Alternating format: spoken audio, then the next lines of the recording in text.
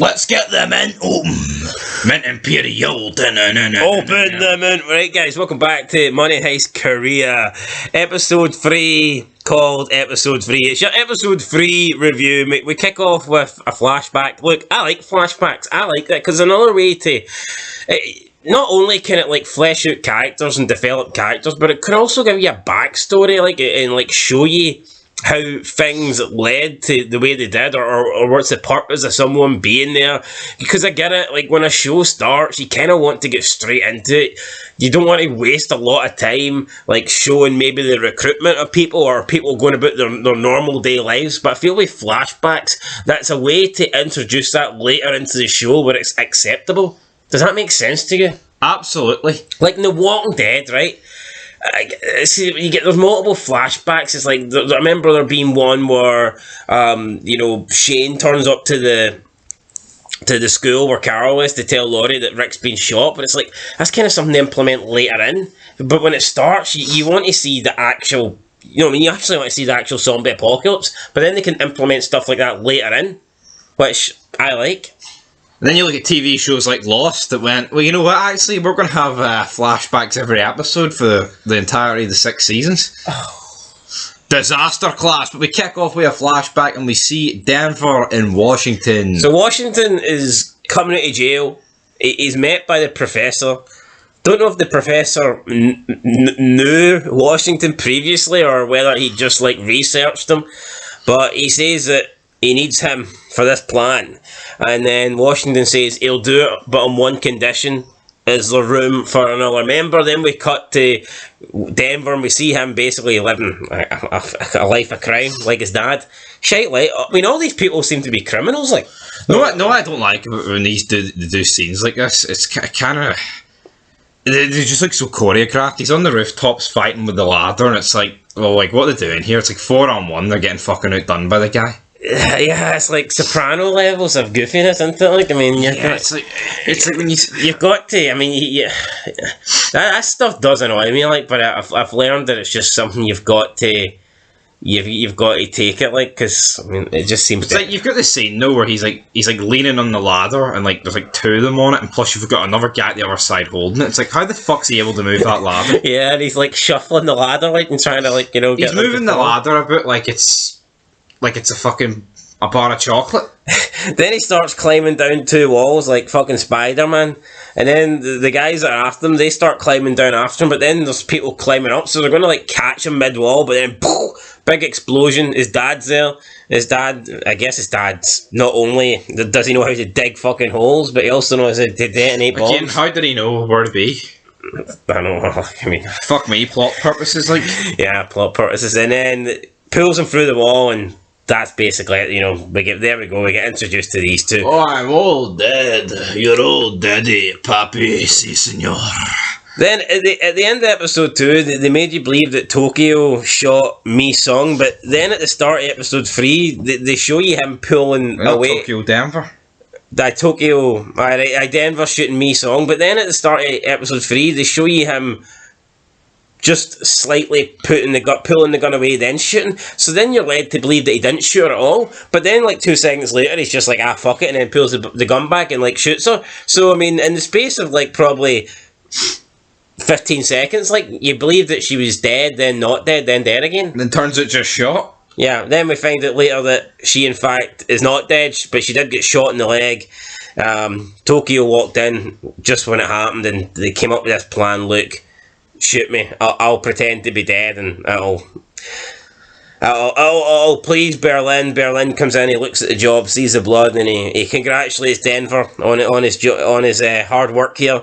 I mean, I like Berlin, but he has a bit of a cold-blooded kind of. Doesn't really seem to care. I mean. No, but the thing is, you get this Berlin guy, and it's like, why? He's North Korea dictator sort of kind of guy. But it's like, oh, that'll please Berlin. You're all fucking grown adults. Tell them to go fuck. But I don't get it. It just seems very childish, that. I suppose he's the leader, like, isn't he? I mean... Yeah, but, like, literally they outnumber them. And also, I mean, Jesus, we gotta stick to the professor's plan. It's just like, how many fucking times is she gonna say that? We get it. right? You're Team Professor. You're not Team Berlin. You're Team Professor with the Jeffrey Dahmer fucking glasses, But alright? the thing is, though, the Berlin is on the Professor's team. He just maybe has... He's looking at his World Heavyweight Championship. Yeah, I want that belt. So yeah, Before I go off on somebody. so they hide her. Then we see Yoon Min, and he's... I wouldn't say he's that sad over the death of Mi Sung, but the North Koreans are like blaming him on the death, and he's trying to defend himself, saying he's... Is he not more like, oh fuck, they're actually killing us now? Yeah, he's like, I'm the victim here. I've just lost the love of my life, even though he doesn't give a shit. And then all of a sudden, he's like freaking out because he thinks that the North Koreans are going to beat him up, and I don't know, maybe the North and South don't like each other. It's hard for me to say. I've never experienced it, but the North Koreans I know what it's like, brother. are ganging up, even when they're working, either if they're trying to dig the escape hole, if they're printing money. He's fucking paranoid that he can't be left alone with the Northies, or else they're going to start beating him up and teach him a lesson. He shouldn't have been a dickhead. That is true. That is true. We then see Washington come back, and he asks his son if anything's happened. His son says no. Then we see Tokyo leaving, and Berlin kind of like gives a nod to... Is it obvious at this stage like Olsen and... Also, Oslo and Helsinki. They're like the henchmen for Berlin. They're just two big fat guys Heavy guys. that just do what he says, really. They're on Team Berlin. They're not Team Profit. Well, I guess they're both teams, like, but they're definitely loyal to Berlin. Is it? Wait, do you think it's a coincidence that Berlin picked like a German name? And they're trying to do like landed in the map, man. Dictator thing, or? But anyway, Denver goes after one of them. I don't know if it was Helsinki or Oslo, right? But this Denver guy, like, fucking batters him. Yeah, he calls him Teletubby. Thought it was pretty funny. Cracks his head off the stairs. That was a brutal hit. So it was a nice wee fight scene, but I mean, I've got to... I mean, should this Helsinki guy not be thinking, hold on, mate, why you just attacked me for no reason? Yeah, it just came out of fucking nowhere. Like, yeah, she did say in the previous scene, like, oh, we got to take his two henchmen down, but I feel like you got the feeling here this was a fight to the death, and then all of a sudden it wasn't. Yeah, then... Denver's lucky he just didn't get killed here. Yeah, or eaten. But Teletubby. Then Oslo's about to find Mi Song, but Tokyo points a gun at him and is like, not today. And then they lead them back to like the main room, the main like communications room, I guess, where they set up all the equipment, where they speak to the professor. The professor is currently speaking to Berlin and Rio, and before anything can really happen, what happens?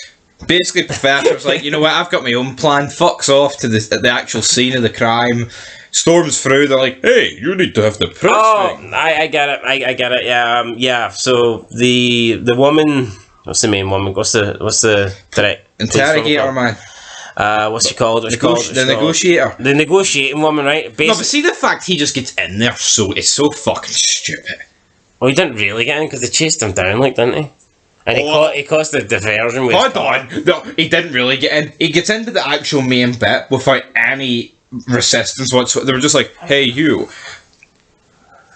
Alright, some big top secret mission, man, and this guy he literally walked. Well, it's not like he ran past him. He fucking walked in. But for plot purposes, he kind of needed to get in there. Like, you know what I mean? It'd be no good if he got tackled at the fucking door. I know, but he could have sneaked in or something. Yeah, well, that's... He walks in. Oh, your daughter's dad showed up, and he's a nonce. Yeah, so basically, this guy's beating up his wife, and he's got a restraining order, but he steals his daughter. So the interrogation woman's not happy, negotiation woman's not happy. She demands that he brings her back, and then she has a go at the professor for just turning up at her workplace, basically saying, look, you can't do this. And pretty rude to the professor, rude in general. Bit of obviously he's there for alternative motives, like, but at the same time, like, what, would you not want to know your daughter's been essentially kidnapped by your abusive husband? I guess so.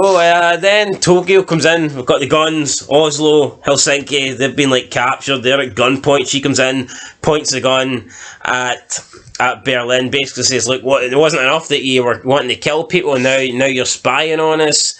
Berlin protests that he's done nothing wrong. He says, "You're the one that's pointing a gun at me. If anyone's breaking the professor's rules, it's you." And meanwhile, they just can't really get the professor on the phone because the professor's too busy.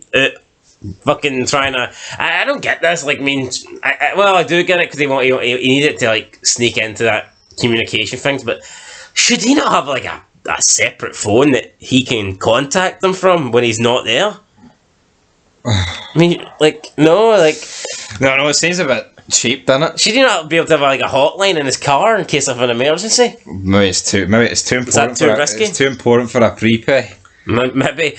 I don't know. I feel like for this scene to the end of the episode, it fucking dragged.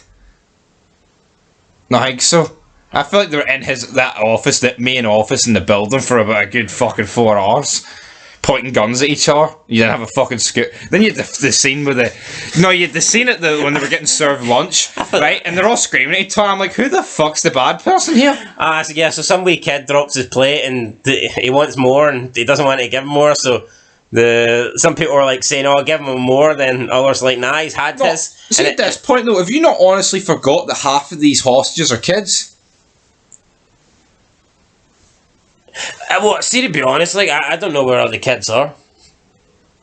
I only literally see fucking one kid, and that's the US ambassador's daughter. Like, yeah, that's my point.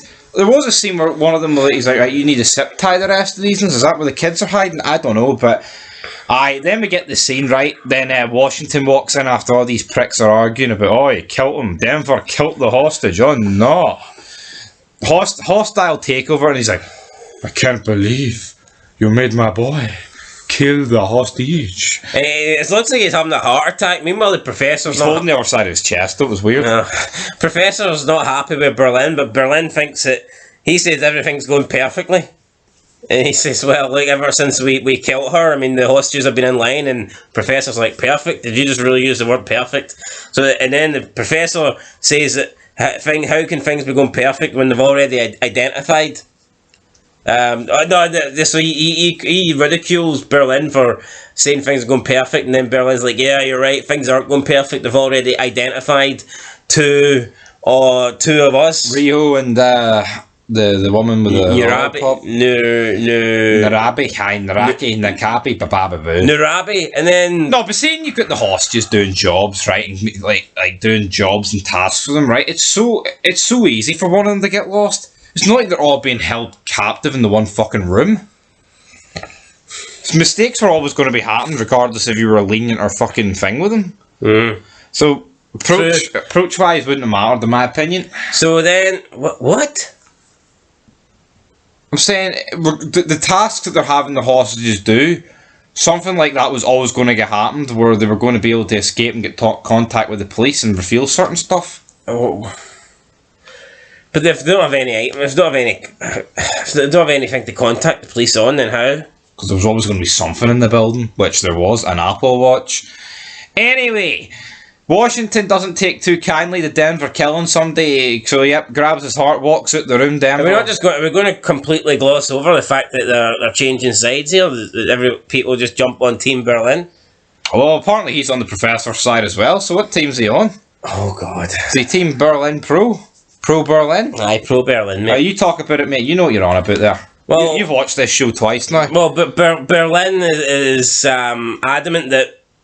He's made the right decision, and he says, now that you two have been seen and spotted and identified, don't you agree with my methods? And all of a sudden they're like, you know what? Fuck yeah, we need to keep these hostages in line. So they kind of switch. Nairobi and Rio switch to Team Berlin, and then Rio and Denver have an argument. Basically says, well, you'll make your gone mum and your crook dad proud. I mean, they're all kind of crooks at the end of the day. But Washington's not happy about this news, and he basically opens the mint door, walks out, all of a sudden, the police, the all the crews, armies, or whatever, man, SWAT teams, special teams, they're all there. Ah, you're the special team, mate. They're, They're all there with their sniper rifles. They've got their LMGs, riot shields, bulletproof glass, protective shields. he just walks on out. Denver runs out behind him, chases him, tackles him, tries to cover his face, tells him that he didn't kill her. Eventually believes him. He says, just ask Tokyo. Then Washington believes him, but at this stage it's too late because they've got fucking snipers pointed at them and they're laying there. But then Berlin's Tokyo is going to go and I don't know, what's her plan here? Go outside with one fucking gun and I mean honestly, what a shit plan. Berlin stops her from going out and says, I don't know. She thinks she is somebody, man. She's a fucking nobody. Berlin's the man. Berlin says, like, you can't just, what are you going to go out there and stop them go out there and drag them back in by yourself? Berlin's like, we need a plan, and she says, well, have you got one? And he's like, well, actually, a matter of fact, I do, but I don't know if the professor would like it. And then he explains it, and the professor's like, you know what, good plan. But he said it's risky. What if one of the hostages decide to run and try and make an escape? But Berlin says, look, no, we already have the upper hand. The hostages are already living in fear. They think that we've killed one of them, therefore they're not going to step out of light. And I think that's true. Like, see, that I mean, that he is kind of right. Like, I think in an ideal situation, you would not kill the hostage, but kind of do what Denver done and let the rest of the hostages think that she is dead. Yeah, I think, yeah, but therefore... See what's happened?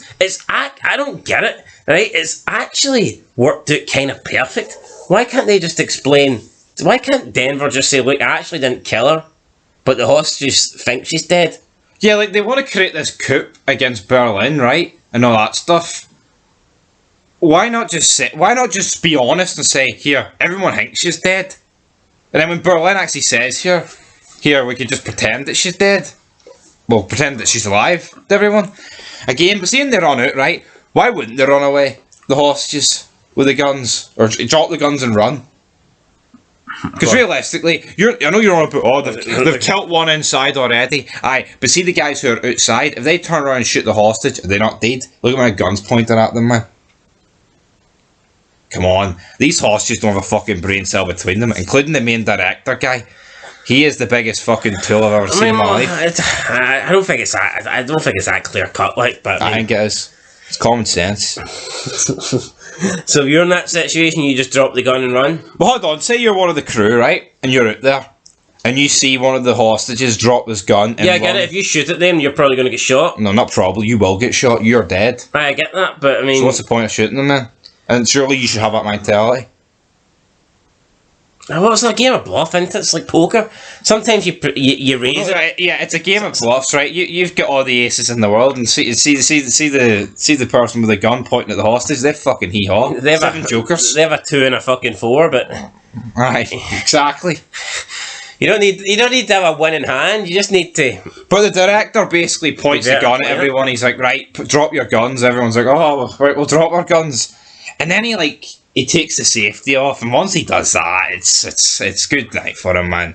Well, because he's actually got a real gun. Denver and Rio getting in a fucking fight when they're going out there. They're trying to sort the situation. They can't just make it worse. They drop their real gun. Director picks it up. He's pointing the gun at them all. They all drop their guns, and I guess from this perspective, it looks like he is one of the suspects. Well, this just confirms my point, though. It looks like he's going to shoot hostages, even though he's one of the and look, they're ready to shoot, and they do shoot before he even does. Yeah, but before he can do anything, negotiating woman gives the order, says fire, and the director's boom, shot, dead, fucked, finished, not directing anything anymore. This guy can say that he felt like the last 20 minutes dragged on for 4 hours, but I actually felt like the last 20 minutes of this episode was really good. Yeah, it's a weird one. I feel like the whole episode dragged, but I feel like I think once they left the building, it was good. So you don't think the heated argument with like when they were in when the professor got back and they're discussing the fact it was alright, but I feel like they're arguing over fuck all. Well, maybe I don't know. I mean, it was better than episode 2, right? But I just feel like it's dragged out. Like the episodes are far too long. You could cut half an hour off it. I agree with that. I think they should be like 45-minute episodes.